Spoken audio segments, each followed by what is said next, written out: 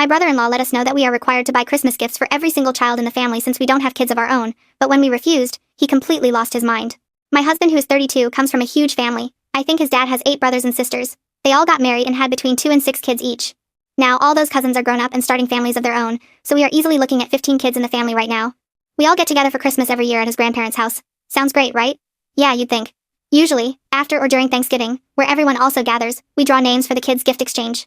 There's also a gift exchange for the men and one for the women, which my husband and I participate in since we don't have children. To give you an idea of how gift giving has been for the last 10 years, my husband and I used to buy gifts for his parents, his brother and wife, and their 4 kids. Great, fantastic, works for us.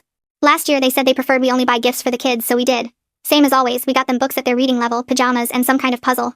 They were annoyed, but we didn't know why, and we didn't receive any gifts at all, which we didn't comment on. Though my husband admitted it hurt a little not to get anything from his parents while his brother and sister-in-law did. I am not a super social person, so I spent most of Thanksgiving reading a book and watching one of the little cousins sleep. I might have napped a little too, but that's unconfirmed. Eventually, we all gathered so the kids could draw names for the cousin gift exchange. They finished that up, and then my husband's brother, whom we'll call Timmy, says, "And Uncle will buy a gift for all the kids too." My husband and I looked at him with faces that said, "What the hell, and go screw yourself." We laughed and said, "Oh no, haha, this year we're just bringing candy again." His brother then started in on how we should buy gifts for all the kids since we don't have any, and that it wasn't very Christian of us not to bless the children with our good fortune. At that moment, my husband pulled him into the kitchen and told him he was not going to buy all the cousins gifts, and if Timmy wanted to, he was free to do so. They started arguing, and Timmy yelled that we shouldn't come to Christmas ever again. I handed the baby back, we left, and said we would send an email later when everyone calmed down enough to talk like adults. I would like someone else's point of view. My husband is really upset, and his parents agree with Timmy that we should give more gifts since we have no one to buy for except kids now. He threw the fact that we don't get gifts from anyone in their faces, and they said we are adults and Christmas is for children. He pointed out that they still give gifts to Timmy and his wife, but they said they had already bought them, so too bad. But I went shopping with his mom, and she bought gifts for Timmy's wife, let's call her Sandy, again this year already. I am frustrated and feel like no one is handling any of this well, and I want to step in and help my husband. But I want someone else to look at this mess before I do anything other than listen and offer suggestions. If I had to summarize, my husband's family wants us to buy Christmas presents for all the cousins' kids, which are so many it would make a rabbit blush. That is why we said no, and for this reason, we were uninvited from Christmas. The family agrees and backs them up. I did not have the best nap. Edit 1. I have read all the comments and replied to some. I am out right now, but when I get home I will edit this and answer more comments. Thanks for all the perspective. Edit 2. I replied to some comments, showed the thread to my husband, and sent an email. We haven't been answering their phone calls. We asked them to please just read and reply by email, so we have time to think and respond calmly. We have received a lot of nasty voicemails because of that. We are going to let them stew a little longer and continue ignoring their calls since they keep screaming. Edit 3. I think the idea of buying kazoos in bulk on Amazon seems like a good idea. We could even get some cheap vuvuzelas. I might do that if we end up getting re-invited. The kids play outside a lot at Christmas, and I usually bring a lot of bubbles. But bubbles plus annoying sounds great. Well, for me, probably not for their parents. Edit 4. In reality, they should have as much as us, if not more, since Timmy easily makes around $700,000 just from his job. His wife stays home. But occasionally, very occasionally, she sells a house. My husband and I are both in the $100,000 to $170,000 range. We just save almost everything and live on very little. Definitely, we have a less stressed life. Sure, we aren't running around between 4 kids' hobbies, homeschooling, or running a church and a farm, so. Edit 5. We could make a donation to Planned Parenthood in their name and get a card that says so. I honestly think they would lose their minds if we did that. Update 1. Thanks to everyone who came and put in their 2 cents. It was wonderful to hear from other people without having to worry about them repeating my chat to the other party involved. So, I am not 100% sure where I should start. I've had like 3 drinks just to calm down. For one, I showed my husband the post after we talked. I brought up Thanksgiving of 2015 and asked him if he wanted more input than I usually give on his family drama. He said, yes. I pointed out the favoritism toward his brother regarding almost anything.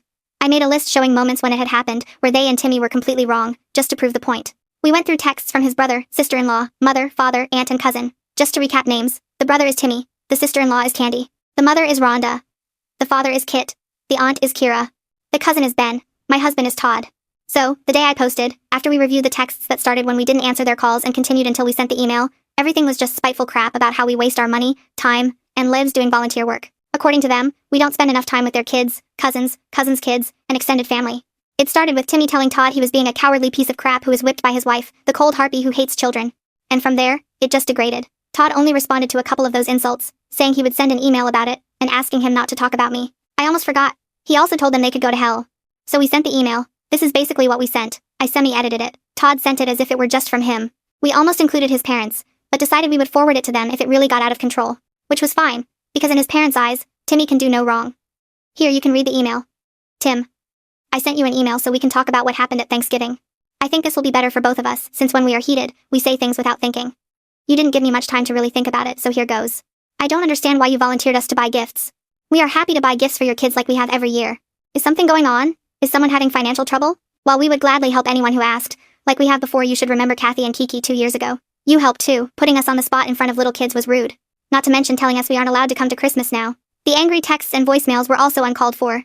Please take some time and answer me like a person who appears to be intelligent and doesn't have a low IQ, which is why you resort to insults. I hope we can resolve this since our family is very important to us. Sincerely, Todd. P.S. Have a merry damn Christmas. Yeah, well, that turned out like throwing water on a grease fire. To start, Timmy forwarded the email to Rhonda, Kit, Kira, and Ben. That makes him a gossip, but we were going to do the same anyway. Ben sent us an email letting us know what Timmy did and said he was sorry he wasn't there to intervene, but he would try to talk to Timmy. Timmy and Ben are actually very close, so it was nice to see that he thought Timmy was being unreasonable too, since they are usually best friends despite being cousins. I am not going to put his email here. I am just going to highlight what he said, and then tell you what Kit and Rhonda said in their email and visit. I am a cold harpy who hates kids and sleeps around. I am an atheist, or Muslim, or something. He never defined it. According to my in-laws, I must be between religions right now. I am dragging Todd out of the church and away from his family. We spend no time with the family anymore. We never spend any time with our nieces and nephews. We are wasting our life, time, airline miles, and money doing volunteer work with animals. Helping and wanting to help refugees wasn't American, and this is my fault since I am a first-generation American and don't understand what it means to be one and deserve to live here. I am rude and never speak to them unless it is about animal rescue and animal rights. At this point, we are half laughing, half crying, and half in shock. We spent the rest of the day cleaning our house, and talking about what we wanted to do, and how to respond. We hadn't checked our emails. We had put our phones on vibrate and were just trying to enjoy our day off together. Our days off together are sadly quite rare. So, surprise, his parents drove all the way over to talk to us. I say talk, but it was more like talking at us. They asked me to leave so they could speak to Todd about his actions and the rude email. Todd said no, said I was his family and his wife, and we were handling this together. Then they tried to convince us that we had said the F word in front of the family. We didn't, technically. They claimed we had mentioned buying gifts for everyone before, that we didn't love Jesus anymore since we hadn't been going to church, and echoed some of what Timmy had sent in the email too. When his father started insulting me and then my father, Todd was done. He stood up and said, "Thanks for coming to visit our home for the first time, but we have errands to run and you need to leave now." They refused. He told them they had to leave now, or he would have to call the police. They left. He cried, I cried, our cats knocked over their water glasses. We ended up calling my dad and telling him everything, as well as showing him both emails. He told us that they had talked crap about me before, telling him, "You should be able to fix your daughter still, we are still working on ours," was something he told us had been said. We decided we aren't going to their Christmas anyway. I told Todd I can't go back there again, nor can I see any of them the same way again. I knew they never liked me as much as some of the other daughters-in-law, but I didn't know it was to that extent. They had always been kind and polite to my face. They invited and included me in all events. No one had said anything to Todd either. As things stand, I am waiting for my dad and brother to arrive in town, and then we will sit down and decide what we want to do. Todd said he just wants it to be small and doesn't care where he spends Christmas. He said he felt closer to my dad and brother anyway. We told Ben what happened and mailed his gift. I haven't decided what I will do with the nieces and nephews' gifts yet, but I already donated all the adult gifts. The summary of my story would be something like, I suck, Todd is whipped, we are blind, we can go to hell. Praise be to the red underline for making the spelling look less stupid. We sent an email, received an email back, email was forwarded, parents showed up. Everything went to hell. Everything is my fault. We are not going to Christmas nor speaking to them until the holidays are over. I would also like to add that I am not of another ethnicity. My father is German and moved to the States when he was 20 to marry my mom. So I am a pale girl, but I guess since my dad is an American born, that is bad, very, very bad. Edit, my husband and I are very close. We weren't always like this. When we went through my family drama with my mother, my sisters and their family, and part of my dad's, it was hell. We weren't united. He was kind of friends with my mom, and she gave him sob stories until he believed a lot of lies that I had already started to question about my childhood. So we fought like cats and dogs until finally he listened, and I said what I was thinking and feeling. It could have ended there. I would have stayed with my dad and brother and nothing else. But we worked it out. We communicated, we forgave each other, we made a plan of action to handle my mother's manipulative crap, and we went to war. In the end, I would do anything for Todd, even endure going and being with his family again next year once the wounds heal a bit. I know it will be much harder for him to give them up than for me. I suggested we both go back to the therapist I was seeing before when we dealt with my family. I think it will help him identify some other issues. Cats are the best. The one who knocked over the glass demanded affection, while the other licked up all the water. It turned out well. I would adopt 4 cats again. Update 2. I wish this update was we all made peace and Christmas will be great, let's eat cookies, but it isn't. Yesterday we had a little Christmas party with some friends since we are leaving on the 24th for a trip. It will be me, Todd, Dad, and my brother, whom I will call Theo. My friend Sandy grew up near me. We have been friends for years, and she also became friends with Timmy and his wife. They are friends on Facebook. We had told her there was a fight but didn't elaborate so as not to damage her friendship. Big mistake, since she tagged us in her post of, "Look at my gift" with crying emojis, saying, "My friend is going on a trip for Christmas." The photo is of the two of us drinking while dancing around her new Roomba. I will clarify that this gift I gave her isn't just for Christmas. It is for her Christmas, birthday, and wedding. As well as a housewarming gift, she and her future husband Bill just bought a new townhouse near us. Normally, I wouldn't have bought something so expensive just for Christmas. So Timmy saw the post. Not only was he offended that we were drinking, none of them drank. They are against drinking. He really lost his mind because she got a Roomba. He lost his temper in the comments and then showed up at our apartment. I was in the shower when Timmy showed up. I heard someone pounding on the door, which had to be pretty loud to be heard all the way in the master bath with the water running. I finished my shower about halfway through the fight between Todd and Tim. Todd said he was banging on the door hard. He opened the door and refused to let Tim enter past the hallway. Tim was screaming at him about the gift, about his lack of church attendance, about us going on a trip, demanding his kids' gifts which I had already donated, and asking what right we had to buy such an expensive gift for someone who isn't family, and basically calling us selfish jerks for not giving anything to the other kids. So, by this point, I come out of the shower after putting on pajamas. It is almost 1 in the morning. I came out and saw Timmy. I am a little in shock. Todd tells Tim that it is late and we can talk about this when we get back from the trip. He pushes Todd. Todd falls against the wall, making a dent. This woke up my dad and Theo. I stepped in front of Todd since Tim was winding up to hit him. He hit me, knocking me on top of Todd. Dad and Theo restrained him. Our next-door neighbor woke up and called 911. The police arrived, separated us all, and we told them what had happened. We didn't tell them about the other issues, just summarized that there had been a disagreement over Christmas. In the end, the important thing was that Timmy had arrived in the middle of the night to fight. They also called an ambulance since Todd cut his arm on a plate that broke, and my face was turning purple fast. The EMTs who arrived know Todd and were very upset that he and I were hurt. The cops asked us if we wanted to press charges. I started to say yes when Todd said absolutely yes. So Tim was arrested. We went to the ER since Todd needed some stitches. Our phones haven't stopped ringing since then. I turned mine off after I told Sandy not to let Tim and Candy see any posts about us since they are mad at us. She said okay. I went and deleted and grouped anyone who was also friends with any in-laws into a restricted group so they can't see anything we do again. That, I hope. Rhonda and Kit have been blowing up Todd's phone. He has only replied via text with what happened, that we would not drop the charges or pay his bail, and to stop contacting us completely. Between the previous update and this one, we spoke to some of the other family members and everyone said they didn't agree with Timmy. His grandparents said they didn't either, but they couldn't host Christmas and couldn't stop him from uninviting us. They said they would talk to him. And we thought, okay, great. Maybe by next year we can be friends again. That is no longer the case, at all. There is no coming back from this. We will request a restraining order when we get back home. Todd is thinking about us moving out of state. Dad and Theo think it is a good idea. Dad is upset because I didn't let him hit Tim, so he is a little bitter, but I think mostly he is sad because we have basically lost another family. Not that I cared about that idiot Timmy, just that I didn't want to see my father getting in trouble over a fool. So, yeah. I get to enjoy my trip with a black eye and a bruised cheek. Todd has a 4-inch gash on his arm. Dad is mad because he didn't get to punch anything. And Theo is happy because he is smoking weed. Merry freaking Christmas to everyone. Just kidding. I think we are pretty good without having to buy 500 gifts.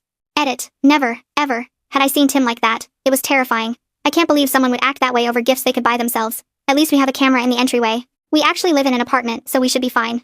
This is the only reason I want to send an email to the pastor. I have a small hope that Tim has started using crack or something. Anyway, they will find out he was arrested when he doesn't show up for the nativity play at church. I am not sure if I have to show up for his court date or trial, but if I have to, that is going to make him look horrible. He is like 6 foot something and I don't even reach 5 feet. I am still very upset that he hit Todd. His supervisor also put in the stitches, so now they know all the crap happening at home. I don't like when coworkers know our family drama. People are very judgmental. Update 3. You guys were asking for an update, so I sat down to wait for the trial to do it properly. There is a lot to mention leading up to the trial because a lot has been happening. One thing is that Christmas is over. And I think that is a good thing. I think I hate Christmas and that need to buy gifts. It is what brought us to this point, or at least it was the trigger. As suggested, we made a very detailed post, and when I say detailed I mean photos, of everything that happened. We titled it Timmy's Christmas Gift, even though that isn't his real name. There we put the ugly wound on Todd and my swollen face, all courtesy of Timmy. We posted it, and whoever wanted to read it, read it. Whoever wanted to defend Timmy did so, and whoever wanted to defend us could do so too. There was a big family fight, but one I wasn't too aware of. I told my husband I couldn't keep dealing with his family, but he could do whatever he wanted. I blocked the few people who sent anything other than Timmy is an idiot or something similar, but I know Todd kept receiving some. In short, because I know this can get very long, he is not talking to his parents and some of his siblings who defend, quote-unquote, Timmy. They don't defend him, really. Because obviously it would make them look bad to defend someone like Timmy. But they want unity, and that kind of stupidity that is said at Christmas to erase mistakes that shouldn't have happened in the first place. Timmy was released on bail a few days after Christmas because the whole court system was closed, and there was no judge who wanted to stop drinking, punch and eating to get a Timmy out of jail. The good news is, we didn't have to regret another attack from him at our house, although there was some drama involving his wife that happened after his trial. I am going in chronological order here, so bear with me. We got to the trial, and I was called to give my testimony, as was Todd.